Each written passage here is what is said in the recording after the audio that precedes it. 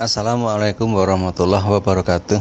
Eh, Jamaah Psikologi Islam, saya ingin menyampaikan tentang penyakit prostat ya, yang sering dialami oleh kaum pria selepas umur 50-an tahun. Itu secara medis sebetulnya sudah sering terjadi kepada pria.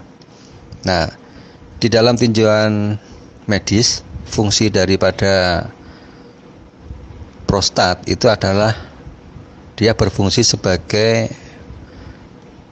dia akan mengeluarkan cairan, dan cairan ini tuh fungsinya untuk melindungi dan menutrisi sperma, sehingga nanti ketika terjadi pembuahan di rahim itu sperma bisa leluasa untuk masuk ke dalam rahim seorang perempuan.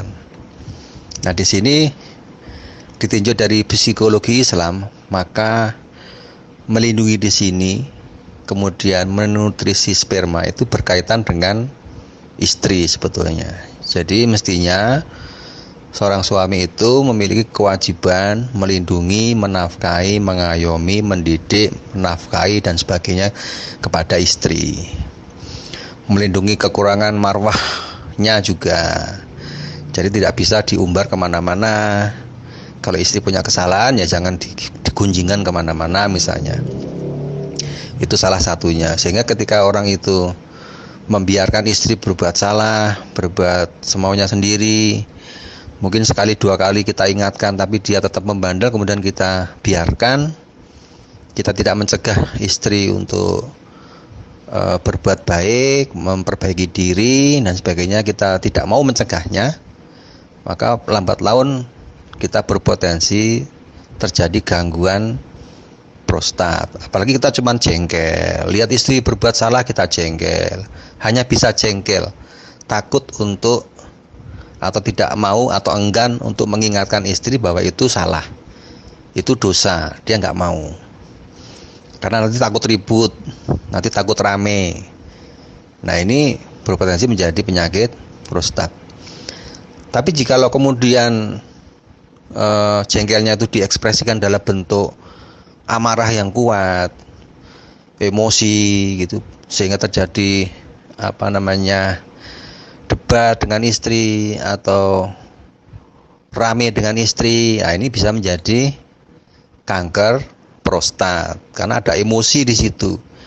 Karena emosi ini sebetulnya hal yang tidak bisa kita kendalikan. Berarti kita tidak bisa secara tubuh medis itu sel tidak bisa dikendalikan oleh mekanisme tubuhnya sendiri. Jadi emosi atau kanker itu terjadi karena manusia tidak mampu mengendalikan diri. Nah, bagaimana kalau kemudian si pria ini tidak punya istri?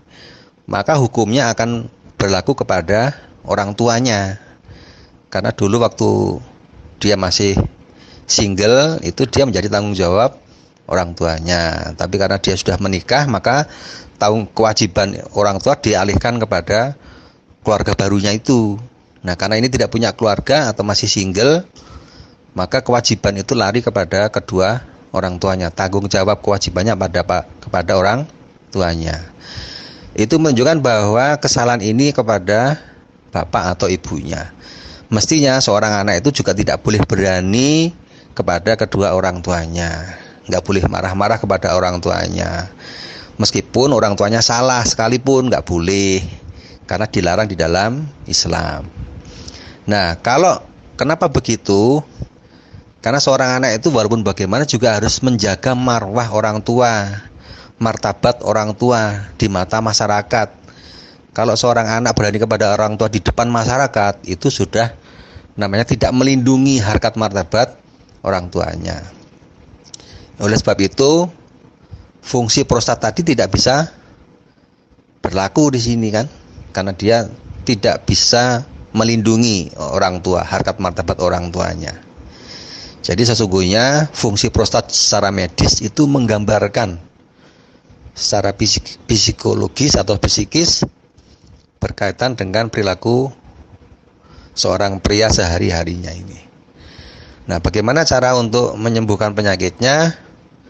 Maka di dalam agama Islam kita diberi tuntunan, petunjuk agar kita mengadakan pertobatan. Jadi bertobat bahwa perbuatan itu salah dan dosa. Kepada siapa? Kepada istri kalau punya istri. Kalau masih punya orang tua ya juga kepada orang tua, karena dulu-dulunya pasti bibitnya awalnya dari ketika dia masih bujang. Dia berani kepada orang tuanya. Kemudian dia punya istri, akhirnya dia juga sering jengkel tadi gitu. Itu yang pertama. Yang kedua, dia harus mengadakan perbaikan, memperbaiki diri karena Allah Ta'ala. Insya Allah jika ini dilakukan dengan lillah karena Allah, dengan penuh rasa penyesalan dan ketakwaan, insya Allah penyakit tersebut bisa disembuhkan. Demikian kurang lebihnya saya mohon maaf. Bila taufiq wal hidayah. Wassalamualaikum warahmatullahi wabarakatuh.